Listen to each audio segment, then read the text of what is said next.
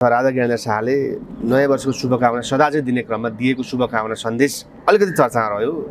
उनले प्रेस्क्रिप्सन दिएका छन् मुलुकको लागि। आज पलायन भएकालाई कसरी ल्याउनु पर्छ, यी कल कारखाना खोल्न पर्छ, सबै नेपाली मिलेर गर्नुपर्छ भनेर माने भाषण सन्तुलित र एउटा राज्य चलाउने व्यक्ति भने जस्तो यानि एउटा प्रेस्क्रिप्सन हिसाब डेमोक्रेसी उकालो गरे। राज्य गर्ने जनताले नै हो भनेका छन्। त्यो अब त्यहाँ खोटाउने ठाउँ छैन, कुनै दललाई गाली गरेको छैन। खालि यस्तो वाद उस्तो वाद भन्नु छ र राष्ट्रवादमा हामी जाउँ भने सो कसैलाई गाली नगरिकन त पुरा चाहिँ देखाइदिएको छौँ कि अहिलेको यो राज्य गरेर चाहिँ नि राज्य ग्रामसो गरेका छैनन्। यो मुलुकलाई स्वर्गलाई नर्क चाहिँ बनाएको छ भने त्यो सङ्केत दिए जो हामी सबैको मुखमा त्यही छ।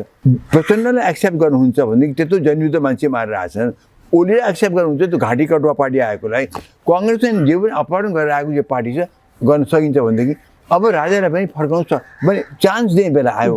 तर कस्तो राजा? Pure ceremonial. हिजो उनले त्यो हिन्ट दिए कि चाहिँ डेमोक्रेसी नै जनताले नै राज्य गर्ने हो। फ्रिडम भनेको सक्रिय राजतन्त्र हुन सक्दैन। त्यो त त्यो सङ्केत त पुरा दिएछ। आज हामी आफ्नो धर्म मान्न नपाउने, आफ्नो हनुमानजीलाई जुलुस निकाल्न नपाउने कारण के हो? आज हरेक अब नेपालीको मनमा के छ भने हाम्रो धर्म संस्कृतिमा त यही सरकारहरू डलर खाएर यिनीहरूले खाए, यिनका पार्टीले खाए, यिनका परिवारले खाए, ब्युरोक्रेसीले खाए गरेर चाहिँ नि हाम्रो धर्म मास्ने र यहाँ लागेका छन्। अब खतरनाक हो। अब नर्क बनाएको छ यिनीहरूले। हेर्नु ठुलो खतरा नेपालमा छ अहिले। अब हुँदा हाम्रो आफ्नो मौलिक धर्म संस्कृतिमाथि प्रहार भएको छ। मोस्ट लाइकली बाहिरबाट आएर उक्साएका चाहिँ एक्चुअली भौतिक कारबाही गरेका मुसलमानबाट भएको छ। यी सबै कुरा सुन्दै डाक्टर साहब स्वागत छ तपाईँ। Thank you. अब आज 2082 साल वैशाख 1 गते हामी सुरुमै भेट भएका छौँ डाक्टर साहब। हजुरलाई पनि अब हाम्रो तर्फबाट नयाँ वर्षको शुभकामना छ। Thank you. यो सँगसँगै हिजो पूर्व सन्ध्यामा जुन हिसाबमा पूर्व राजा भनौँ अथवा राजा ज्ञानेन्द्र शाहले नयाँ वर्षको शुभकामना सदा चाहिँ दिने क्रममा दिएको शुभकामना सन्देश अलिकति चर्चामा रह्यो। जुन तिन कुनै घटना देखेको कुरा उहाँले गर्नुभयो डाक्टर साहब। के लाग्छ डाक्टर साहबले यो सुनेअनुसार ज्ञानेन्द्र शाहले अहिलेसम्म भनेका कुरा पहिला यति 18 वर्षसम्मको लोकतन्त्र आएपछि वर्षैपछि अथवा फागुनसँग भनिराख्ने सन्देशभन्दा फरक कस्तो पाइयो डाक्टर साहब यहाँबाट? यसपालि मैले के देखेँ भनेदेखि उहाँले यसरी सन्देश दिएको छ जस्तो कि चाहिँ उहाँ आफै अहिले चाहिँ राज्य प्रमुख उहाँले पुरा प्लान पोलिसी जस्तो दिएको छ। बृहत दिएको छ। माने रोजगार कुरा पनि गरिरहेको छ, पलायन कुरा पनि गरिरहेको छ, माने इन्डस्ट्रीहरू बढ्नु पऱ्यो, भित्रैबाट उत्पादन हुनु पऱ्यो। यो उत्पादन हामीले यो आफ्नै उत्पादनबाट खुट्टामा उभिएर जानु पऱ्यो। आजको ग्लोबल स्थिति इकोनोमिक यस्तो छ होइन। उहाँले एउटा बृहत नै पिक्चर नेपाललाई यो खिचिदियो। यो त्यो सिम्पली यो पोलिटिकल थिएन। यो राज्य गर्ने चलाउने मा बस्ने मुख्य मान्छेले बोल्ने कुरा छ नि त्यसै उहाँले बोलेको छ। त्यो मैले देखेँ।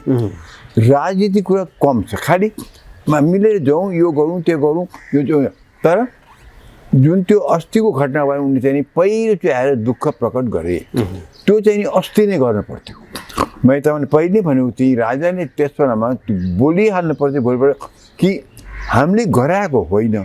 तर अब अहिले हाम्रो लागि जनता उठ्यो, त्यसबाट यस्तो हुनु गएकोमा हामी दुःखी छौँ भन्न पर्थ्यो।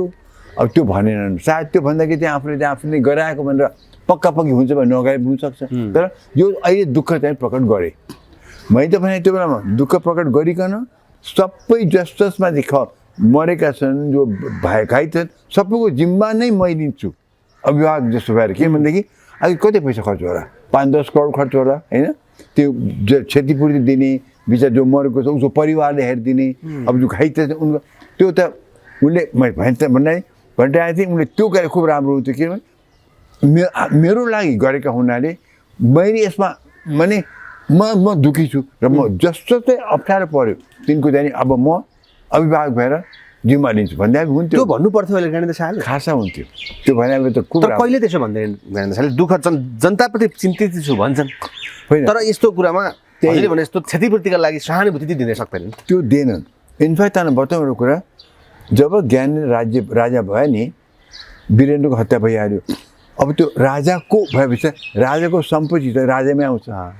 सो वीरेन्द्रको पर्सनल बाहेक राज्यको कोषको सम्पत्ति उनमै आउँछ। मैले त्यो बेलामा के भनेको थिएँ भनेदेखि अब त्योमा त मिडिया चर्को थिएन। त्यो आफ्नै परिवारसँग अरूको कुरा गरेको मैले भने ज्ञानेन्द्रमा बुद्धि छ र अब ज्ञानेन्द्र बाइचान्स राजा भएको छ। अब मैले भने ज्ञानेन्द्रमा यति बुद्धि छ कि अब उसले के गर्छ भनेदेखि आफ्नो सारा निजी सम्पत्ति, अब प्रचुर सम्पत्ति छ नि त, होटल सोल्टीहरू सबै छ, अब उनी सबै सम्पत्ति चाहिँ नि माने ऊ जनताको नाममा ट्रस्ट गरिकन कोही पनि भोका नाङ्गा रोगीहरूले औषध नपाउने नहोस् भनेर जनताको हितको लागि उनले गर्छन् र त्यो कमिटीमा चाहिँ सायद पदेन प्रधानमन्त्री राख्लान् या आफू रोयल फ्यामिलीबाट कोही राख्नु, तर मेरो विचार के थियो भने त्यहाँनिर चाहिँ आफ्नो निजी सम्पत्ति अब चाहिँ जनतालाई ट्रस्ट बनाएर दिन्छन्। अब राजाको सम्पत्ति आफ्नो आइहाल्यो, त्यो गर्छन् भन्टाए त्यो सोचाइ हुँदै तर त्यो गरेनन् कि। अब त्यो ठिक छ, अब त्यो त आफ्नो निजी कुरा हो, तर अहिले चाहिँ नि कमसेकम मेरो लागि हाम्रो लागि जनता उठ्यो, त्यो जनताको जे भयो त्यसमा हामी दुःख प्रकार एकदम दुःखी छौँ। साथमा जो मरे, जो अपाङ्ग भयो, घाइते क्षति भयो, कति क्षति भयो, त्यो सबैको चाहिँ नि हाम्रो तर्फबाट हामीले यो नगरेर हामी गराएको त होइन, तर हाम्रो लागि उठेको चाहिँ नि जनताबाट यो भएको हुनाले हामी यस्तो चाहिँ हामी सबै हामी हेर्छौँ। हामी अभिभावक हौँ, नेपाली जनतामा प्रेम छ, अब हामी नै गर्छौँ यहाँ भन्दा अब कति ठुलो कुरो हुन्थ्यो, तर त्यो गरेन। तर यो गरेन, तर उनले भनेका चाहिँ छन् फेरि पृथ्वी पथमा जाउँ होइन। अर्को कुरा चाहिँ नि जनतामा यस्तो स्वर्ग भूमि नर्क भइरहेछ होइन, अब गाउँ फर्क अभियान, देश फर्क अभियान गरौँ, एक किसिमको चोटिला कुरा पनि गरेका छन् डाक्टर साहब। यसले उनलाई, अनि अर्को कुरा 82मा जनताले चाहेको कुराको पुरा हुन सक्छ पनि भनेका छन्। 82 आजबाट सुरु भयो, यो 1 वर्षमा उनले के गर्न खोज्छन् त यो कुराले गर्दाखेरि? यसमा चाहिँ जे बोलेको छ नि, बाहिर गएका अब फर्क है फर्क नेपाली, पहिले गाना थियो नि याद छ चाहिँ फर्क है फर्क नेपाली भन्ने गाना थियो नि, त्यो सबै गरे।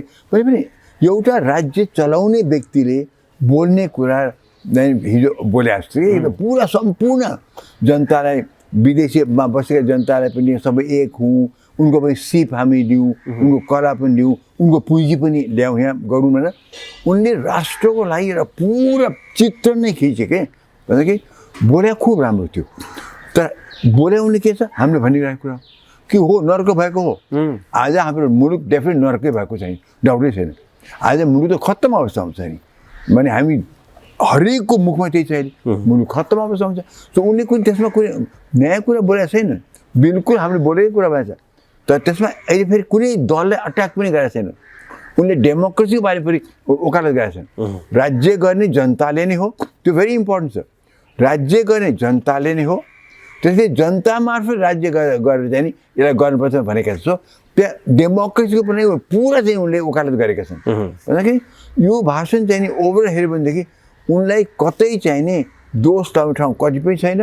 उनले प्रेसक्रिप्सन दिएका छन् मुलुकको लागि, आज पलायन भएकालाई कसरी ल्याउनुपर्छ, यी कल कारखाना खोल्नुपर्छ, सबै नेपाली मिलेर गर्नुपर्छ भनेर माने भाषण सन्तुलित र एउटा राज्य चलाउने व्यक्ति भने एउटा प्रेसक्रिप्सन हिसाबले। त्यो सँगसँगै उनले नागरिक स्वतन्त्रता भन्दा अरू कुनै वादमाथि हुन सक्दैन हो, त्यसैले त्यो पनि भने त्यो सबै वाद उनले भने वादमा होइन, हामीलाई राष्ट्रवाद चाहियो, राष्ट्रको चिन्तन गर्ने, जनता चिन्तन चाहियो। त्यो हामी पनि त्यही मान्छौँ, मैले पनि भन्छु नि, खालि माओवाद खालि यो त्यो जनतावाद खोइ राष्ट्रवादको म त मै भनिरहेको छु नि।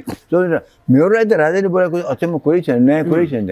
मैले हामीले जे बोलेका छौँ त्यही कुरा उनले बोलेका हुन् र डेमोक्रेसी वकालत गरे, राज्य गर्ने जनताले नै हो भनेका छन्। त्यो अब त्यहाँ खोटाउने ठाउँ छैन, त्यही त जनताले हो। त्यो सँगसँगै अब विश्वको उत्कृष्ट यो देश, यसमा बस्नै नसक्ने स्थिति गाह्रो भइसक्यो, बाँच्नै गाह्रो भइसक्यो समय उनले भोगेको कुरा त्यही नसकेर त मान्छे पलायन हुनु पाएछ। दिनको चाहिँ नि 5, 6, 8 हजारको सङ्ख्यामा युवाहरू पलायन हुनु परेको छ। अनि उनले भन्ने ब्रेन पावर पनि गएको छ, पुँजी पनि बाहिर गइरहेको छ भएको। हामीले पनि त्यही भनेको छु, मैले त भनेको छु ब्रेन पावर गयो, मसल पावर गयो, पुँजी पावर गयो। मैले त कति तपाईँ टिभीमा मैले कति बोलेको छु भने कुनै मेरो लागि त उनले बोलेको कुनै नयाँ कुरै छैन।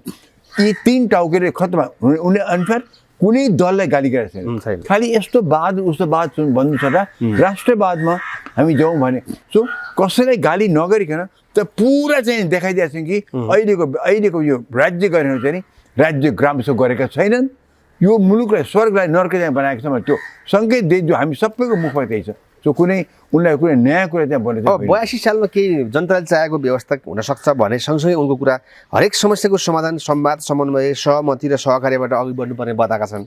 यो कुरा के दलहरूसँग केही अगाडि बढौँ सहमति गरौँ भन्नु खोजेका हुन् त? हो, उनले भनेको चाहिँ त्यही नै हो।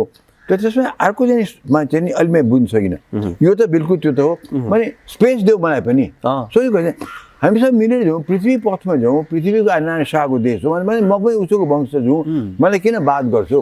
म भन्दैछु कि चाहिँ डेमोक्रेसीमा चाहिँ नि जनता नै राज्य गर्ने हो, तर मलाई पनि कहीँ स्पेस देऊ, म पनि रेडी छु सहयोग गर्न भनेपछि त्यसलाई हामीले सकारात्मक हिसाबले लिए हुन्छ। त उनले जुन भने नि 82 सालभित्र जनताको आकाङ्क्षा पुरा हुने सङ्केत म त त्यो देख्दिनँ। मैले त्यो भनिसकेँ राजालाई ल्याउन खोजेको कुरा बुझेका हुन् त उनले? त्यही चाहिँ नि, यो चाहिँ त्यही चाहिँ एउटा एकदम त्यहाँ अलिकति आउन चाहिरहेको नि बुझ्छ बुझ्दैन आउन चाहेको त उनी संवादबाट गरौँ, पृथ्वीनारायणसँग कुरा गरेँ, संवादबाट गरौँ, म पनि रेडी छु, हामीले गर्न पर्यो, सब मिलेर मलाई पनि ठाउँ चाहियो भन्नु खोजेको। त्यो ठाउँ चाहिँ म पनि 18 वर्ष 19 वर्ष बित्यो राजा फ्याँकेको। अब प्रचण्डलाई एक्सेप्ट गर्नुहुन्छ भनेदेखि त्यत्रो जनयुद्ध मान्छे मारेर आएछन्, ओलीले एक्सेप्ट गर्नुहुन्छ त्यो घाँटी कटुवा पार्टी आएकोलाई, कङ्ग्रेस चाहिँ जे पनि अपहरण गरेर आएको जो पार्टी छ गर्न सकिन्छ भनेदेखि अब राजालाई पनि फर्काउँछ भने चान्स दिने बेला आयो। तर कस्तो राजा? Pure ceremonial. हिजो उनले त्यो हिन्ट दिए कि चाहिँ डेमोक्रेसी नै जनताले नै राज्य गर्ने हो, त्यो फ्रिडम भनेको सक्रिय राजतन्त्र हुन सक्दैन। त्यो त पुरै त्यो सङ्केत त पुरा दिएछ भनेपछि उनको मुखबाट त्यो आएपछि नेचुरली अब राजावादीहरूले पनि त्यो कुरा चाहिँ भन्नुपर्छ। संवैधानिक राज संस्था कुरा पनि गरेका छन् उनले।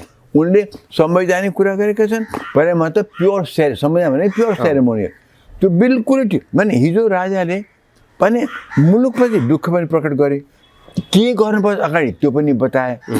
म पनि सहयोग गर्ने रेडी छु, सेरेमोनी जस्तो म पनि रेडी छु, तर राज्य गर्ने जनताले हो, मैले होइन, डेमोक्रेसी जनताले नै गर्यो। म राम्रै सङ्केत जस्तै अराजकता र अशान्तिबाट देशलाई मुक्त गराउन नेपालको राष्ट्रशासनले सधैँ योगदान गरेको छ भन्छन्।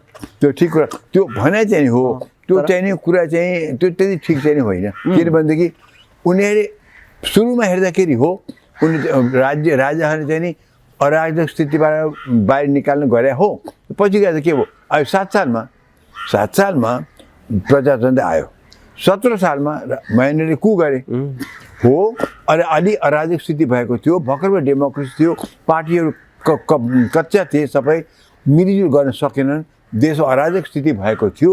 उनले त्यसमा चाहिँ नि राजा गरे हो, सो राजाहरूले त्यो अराजक स्थितिमा गरे हो। तर त्यसपछि गएर पञ्चायतकाल आउँदै बिग्रिँदै गए, आखिरमा 46 साल आउनु पऱ्यो, 36 सालमा आयो, 46 साल आयो। सो राजाहरूले हो पोइन्टमा उनले गरेका हुन्, त त्यही व्यवस्था पनि बिग्रिँदै गयो, त्यो त भएको छ। तपाईँ 46 साल भन्नु भने 36 साल भन्नुहोस्, त्यो 46 साल आयो।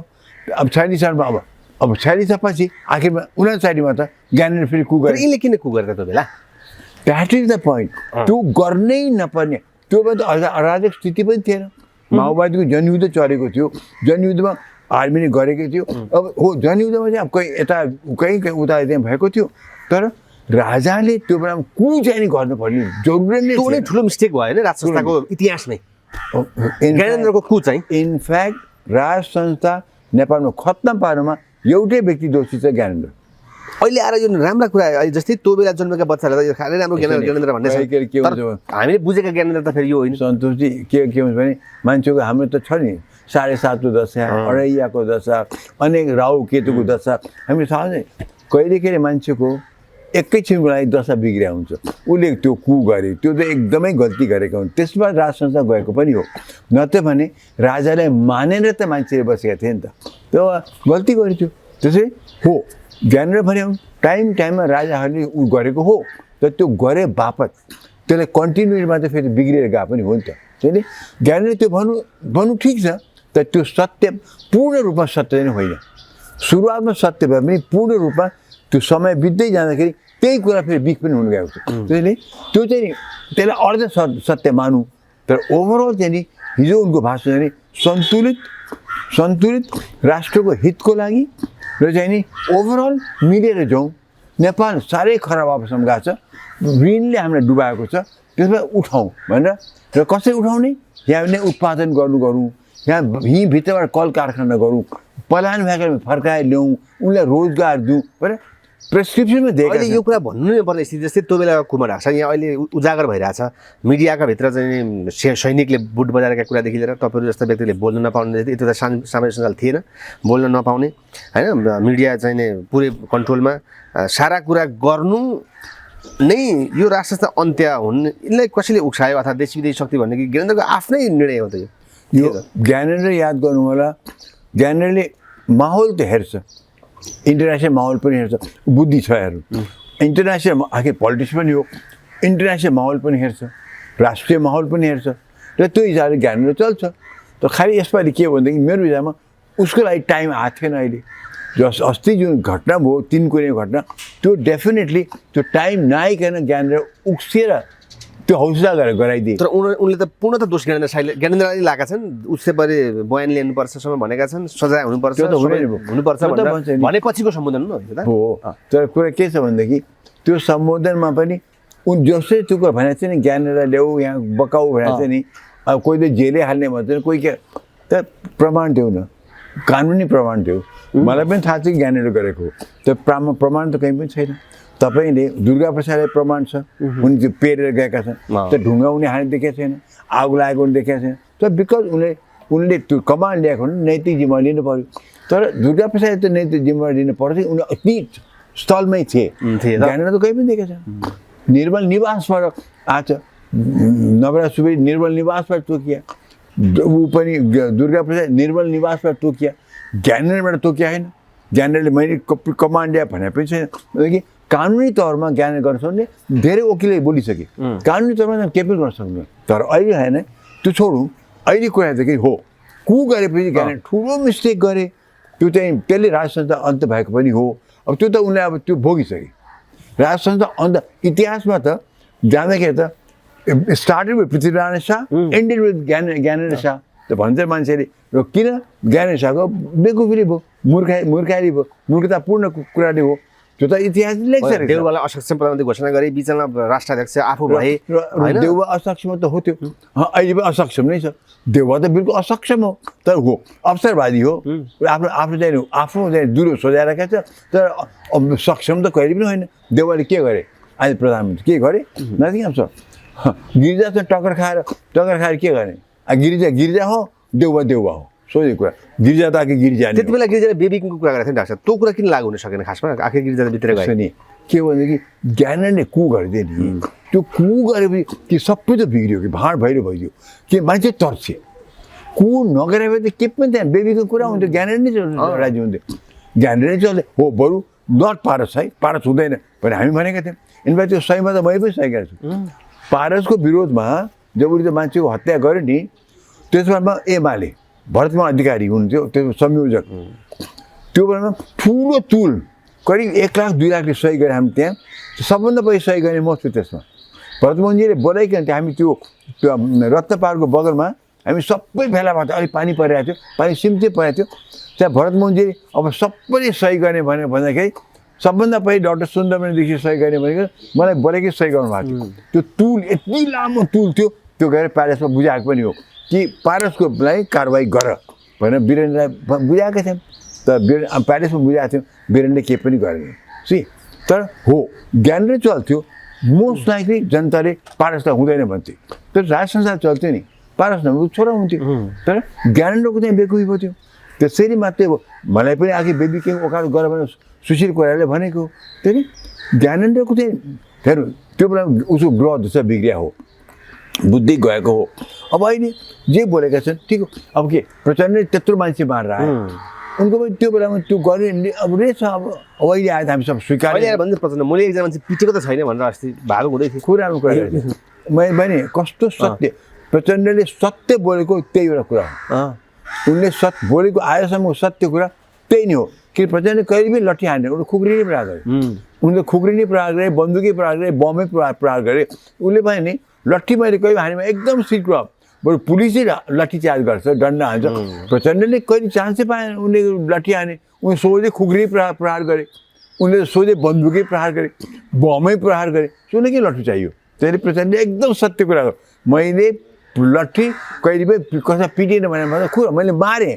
खुकुरीले र बन्दुकले बमले मारेँ तर मैले लट्ठी किन मार्थेँ त्यो खुकुरी बम र चाहिँ बन्दुक प्रहार गरेपछि तपाईँ लट्ठी किन चाहियो त्यो प्रचण्ड एकदम ठिक बोलायो एकदम ठिक बोलायो अब प्रचण्ड र राजाको सहमति भन्थे नि त 5 बुँदे डाँडा त्यो कहिले आएन फेरि हेर्नुहोस् त्यो बेला त भन्थे जब राजाले राजसभा छोडे नि त्यो बेलामा त भद्र सहमति भएको भनेर सुनेका छन् तर नेपालमा सहमति त कहिले हुँदै रहेछ लिखितम त हुँदो रहेछ भनेदेखि भद्र सहमति हुँदैन तर पछि गएर त्यो भद्र सहमति भएको थियो भनेदेखि कसैले पनि त्यो खोलेन न त दलहरूले खोलेपछि आखिर दलमा झगडा भएपछि त कुनै दलले त भन्थ्यो नि होइन हामीले राजालाई यो भनेका थियौँ उहाँलाई त यो हामीले गर्छु भनेका थियौँ कोही बोलेन राजदरबार भने हामी राजाको त पक्षबाट नि कहिले पनि हामीले यो बुँदा हामीले गरेका थियौँ सम्झौता दलहरू छ हामी निस्किँदाखेरि राजदरबारबाट त्यो पनि आएन सो बाहिर भनियो कि राजासँग सम्झौता भएको थियो त्यो भित्रतर्फ केही पनि खबर आएन भनेदेखि मैले भन्दाखेरि यो होइन रहेछ सम्झौता होइन रहेछ भनेर मैले भने अब आई डोन्ट नो त्यो सत्य के हो थाहा छैन त त्यो बेला चर्चा चाहिँ खुब थियो कि हेरी राजासँग के गोप्य सम्झौता यी दलहरूले गरेको चाहिँ छ त्यसमा प्रचण्ड अगुवा थिए त आई डोन्ट नो त्यो बेलामा त सबै थियो नि त अब त्यो त यस्तो अवस्था थियो जहाँ चाहिँ नि गिरिजाले चाहिँ नि त्यो बेलामा त गिरिजाले प्रचण्डहरूलाई चाहिँ तपाईँ चाहिँ अलिक बढ्दा आन्दोलन चर्काउनुहोस् राजाले चाहिँ खेद्न पऱ्यो भनेर गिरिजाहरूले यिनीहरू उक्साएको पनि हुन्थे माओवादी अन्डरग्राउन्डमा थियो कङ्ग्रेसीहरूले चाहिँ नि र दलहरूले चाहिँ नि तपाईँहरूले चाहिँ नि अनि जोरदारसँग त उ गर्नु पर्ने हो नि त यो उनीहरूले त्यो बिथल्नुको लागि ज्ञानले चाहिँ इलेक्सन कल गर्यो ज्ञानले इलेक्सन कल गर्यो त्यो इलेक्सन कल गरेपछि नि बिथल्नुको लागि यी दलहरूले त माओवादीले उक्साएको हो नि त ज्ञानेन्द्र आएपछि ज्ञान आएपछि त्यसैले त्यो ज्ञानेन्द्रको चाहिँ त्यो बेलामा चाहिँ नि भद्र सम्झौता भएको भने सुनेको थिएँ मैले त्यो कति हो थाहा छैन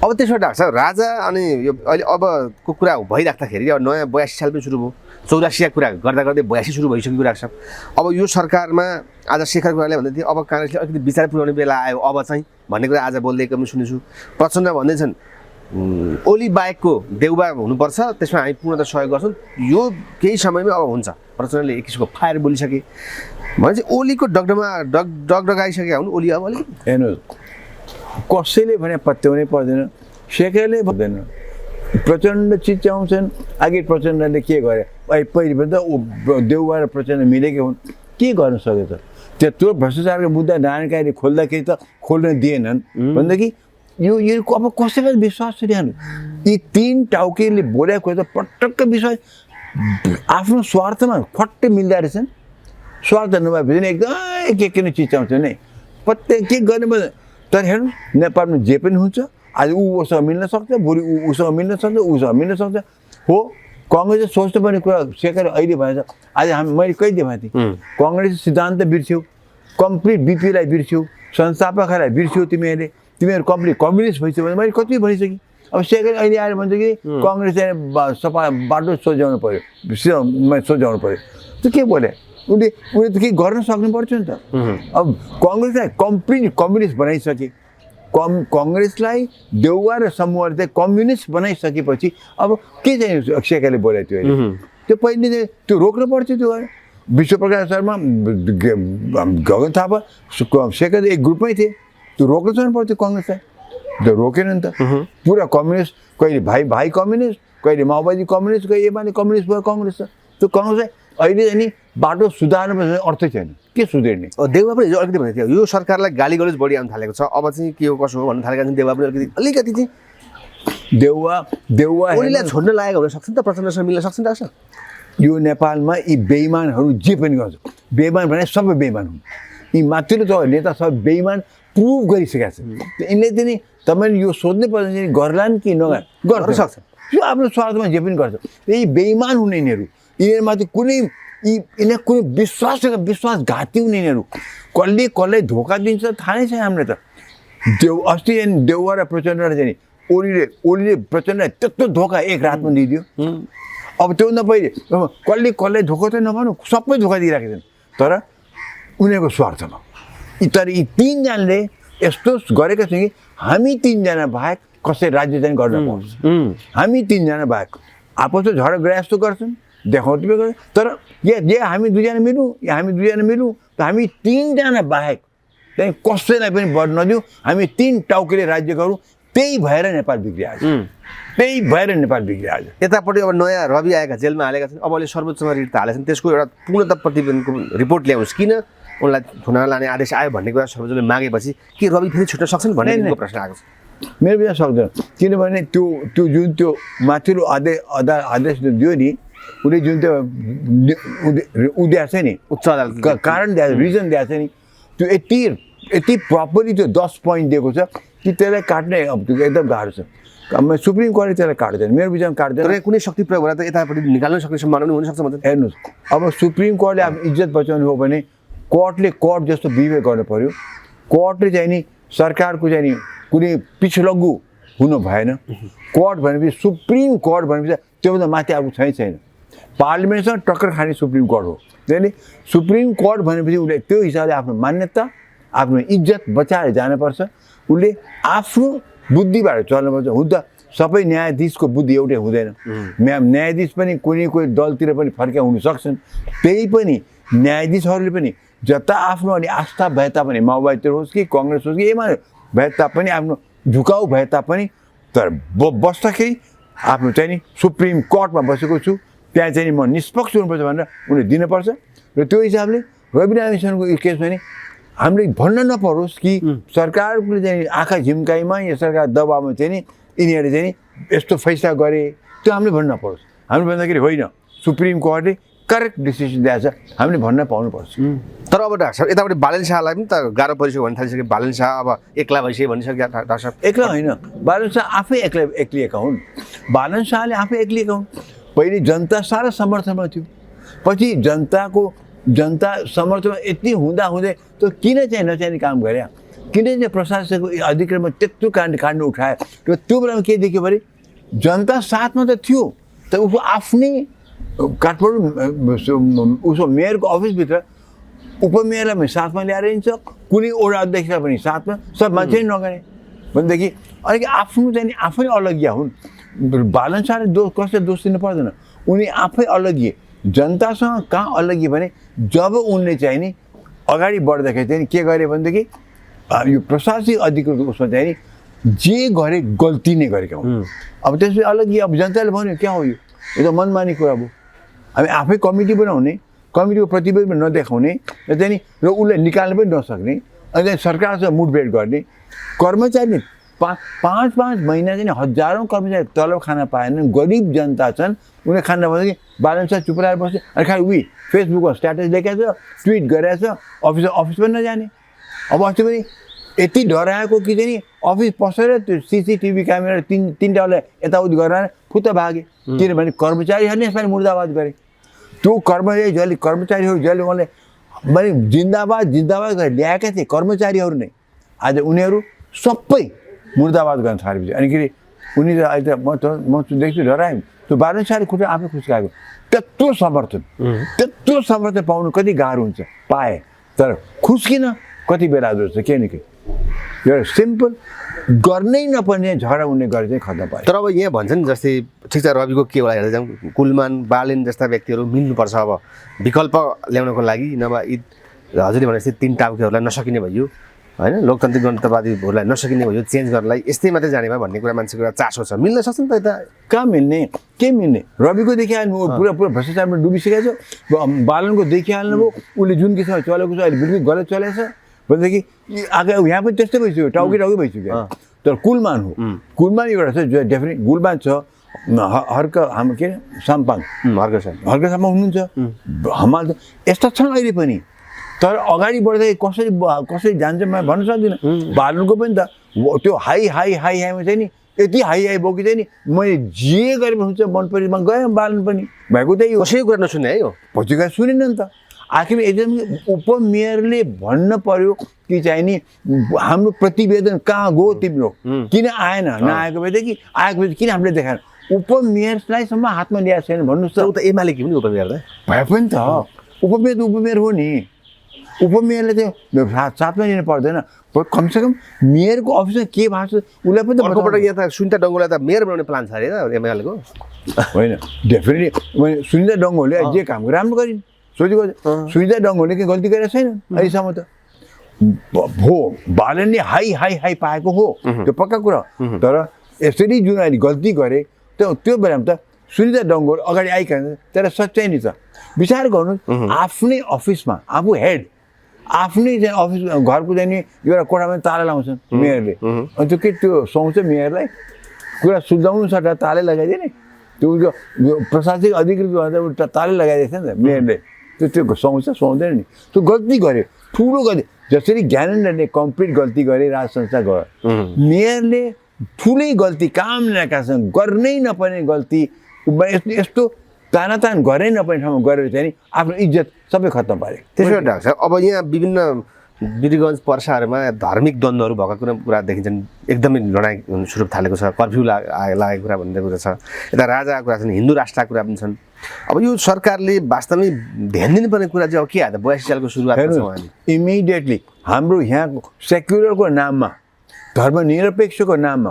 जुन किसिमबाट यो यति 18 वर्ष जति भयो हाम्रो चाहिँ यहाँका धर्म संस्कृतिलाई मास्ने काम भइरहेछ जानी किन सरकारले आँखा चिम्लेको छ जुनसुकै सरकार भने पनि किनभने डलरको खेती भएको छ यहाँ डलरको खेतीबाट चाहिँ विदेशी धर्मलाई फस्टाउनु दिएको छ अनचेक्ड डलर आएको छ जे मना त्यो गर हामी आँखा चिम्लिन्छौँ भनेर त्यसमा के भयो अब त्यो डलरको अगेन्स्टमा हामीले हाम्रो धर्महरूलाई लान सकेन गरिबी छ हामी कहाँ डेफिनेट गरिबी छ अनि चर्च ल्याइदिएछ गरिबी छ अनि मद्रासा खोलिदिएछ भनेपछि हामीले यहाँ धान्न नसक्ने हामीले मौलिक धर्म संस्कृति धान्न नसक्ने अवस्थामा विदेशीहरूलाई यही 18 वर्ष यताको सरकार त्यो गरिदिएको छ अब मान्छे तर्से हामीले पहिले भन्यौँ सेक्युलर धर्मनिरपेक्ष हामी हिन्दू धर्मनिरपेक्ष नै हौँ बौद्धिस्टै हो हामी माटोको धर्महरू हामी नेपालीहरू सबैले हामी सहन्छौँ खालि तिमी मलाई प्रहार नगर म तिमीलाई प्रहार गर्दिनँ लिभ एन्ड लेट लिभ हो त हामी मान्दछौँ सेक्युलर स्टेट मान्दछौँ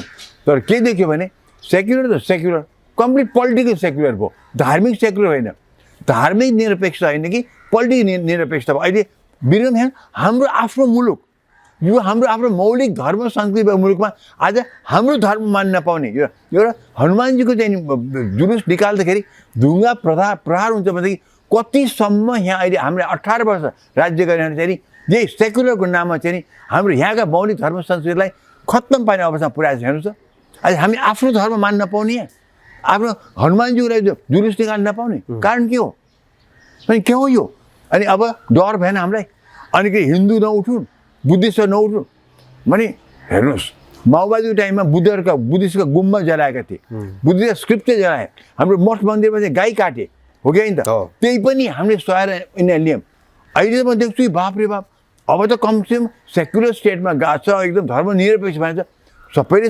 बाँच्ने अधिकार थियो अब हाम्रो धर्म संस्कृति बाबु हनुमानजीको जुलुस गर्दाखेरि चाहिँ त्यहाँ चाहिँ यत्रो ढुङ्गा प्रहार यो त अब हेर्नु आर्मी निकाल्नु पर्यो कर्फ्यू लगाएको छ यो कम हो हेर्नुहोस् धर्म संस्कृतिमा गर्छौ भनेदेखि आज हरेक अब नेपालीको मनमा के छ भने हाम्रो धर्म संस्कृतिमा त यही सरकारहरू डलर खाएर यिनीहरूले खाए यिनका पार्टीले खाए यिनका परिवारले खाए ब्युरोक्रेसीले खाए गरेर चाहिँ नि हाम्रो धर्म मास्नेर यहाँ लागेका छन् अब खतरनाक हो अब जो धर्मको नाममा उठ्छ उनले समर्थन हुन्छ भयो अब धर्मको बचाउनुको नाममा धर्म संस्कृति बचाउनुको नाममा जो उठे पनि राजावादी भनौँ कि कङ्ग्रेस भनौँ कि जो उठे भने तिनीलाई अहिले समर्थन हुन्छ किनभनेदेखि अब हामीलाई खतरा भयो यहाँका मौलिक धर्महरूलाई एकदम खतरा भयो अब हिजोको दृश्य चाहिँ अस्तिसम्म के थियो भने दुर्गाको त्यो मूर्ति पानीमा हाल्दाखेरि डुबाउँदाखेरि चाहिँ नि अब त्यो अलिकति दङ्गा फसाद गरेका थिए अलिकति भिडभाड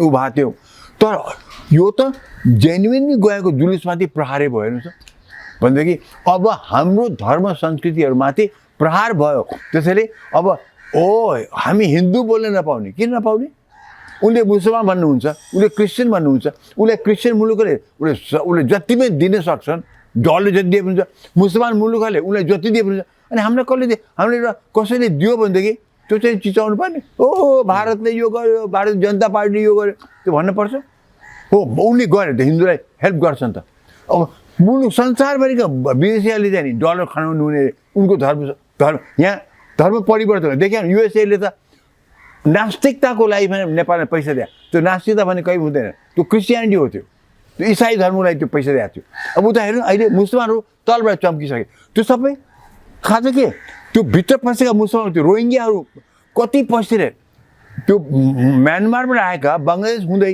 नेपालमा कति म सुन्छु हजारौँ सङ्ख्यामा छ यो हाम्रो सरकार आँखा चिम्लेर बस्यो मुसलमानहरू हामी मुलुकमा प्रवेश गरेका छन् हजारको सङ्ख्यामा चाहिँ नि नागरिक होइन तिनीहरू हाम्रो नेपालमा बसेका जेन्युन मुसलमान नागरिक कहिले पनि यस्तो गर्दैन हामी हेर्नुहोस् कृष्ण मन्दिरको वरिपरि मुसलमानहरू त्यो चुरा बेच्ने हामी सैकडौँ वर्ष त्यहाँ बसेका छन् कहिले दङ्गा फसाद भएन सो जेन्युन नेपालका नागरिक मुसलमानले केही पनि गर्दैन यी त बाहिरबाट आएका छन् यस्ताहरू चाहिँ नि सरकार आँखा चिम्लेर बसेको छ यिनीहरू नागरिकता दिइराखेछ कति त म सुन्छु बङ्गलादेशबाट भित्र पसेका छन् रोहिङ्गिया पनि भित्र पसिरहेको छ भन्नु त अब यस्ता चाहिँ यहाँ आएर गइरहेका छन् सरकार मौन सरकारका आफू खालि उसले ढाल्ने उसलाई राख्ने उसलाई ढाल्ने उसले चाहिँ आज यो दुइटा मिलेर सरकार बनाउने ऊ दुइटा मिलेर सरकार बनाउने अनि केही ज्ञानले नभर्नु कि नर्क भएको छ भनेर मुलुक धर्म संस्कृति मासिन गएपछि म्यान पावर पलायन भएपछि हामी ऋणमा डुबेपछि पुँजी बाहिर गएपछि र धर्म संस्कृति नै मासिन गएपछि नर्क नबनोस् दैविक राज्य भयो हाम्रो कि यो राक्षसी राज्य भयो भनेदेखि नर्क भने अर्थ त्यो चाहिँ एकदम खतरनाक अवस्था हुन्छ पोलिटिकै त छोड्नुहोस् अब त धर्म संस्कृति मासिन आँट्यो त्यसबाट हामी हरेक नेपालीले अब बुझ्नु पऱ्यो कि हाम्रो धर्म मास्यो यसो मतलब नेपालका जेन्युन नेपाली मुसलमानहरूमाथि अट्याक नगर्नुहोस् किनभने तिनीहरूले कहिले पनि दङ्गा फसाद गर्छन् यी बाहिरबाट आएको हुने उक्साउने र यिनीहरूले पनि भड्काउने बाहिरबाट आएको छ तिनलाई बचाउ गर्नु र डलर खेती गरेर चाहिँ चलछोहरू यसले बढ्नु दिएका चाहिँ त्यहाँ पनि सरकार विचार गर्नु पऱ्यो कि आज मुसलमानले गरे भोलि क्रिस्चियनले गर्छ होस् गर्नु पऱ्यो अब हाम्रो यहाँ मौलिक धर्म संस्कृतिहरू खतरामा परेका छन् बचाउ गर्नु यो अवस्थाको सरकारले यो सन्देश गर्न त सकिन राख्छ अब निकास दिनु परेन गर्नु पऱ्यो अब त गर्नु पऱ्यो अब जनताले अब हेर्नुहोस् अब त्यो आँच त पूजा कोठासम्म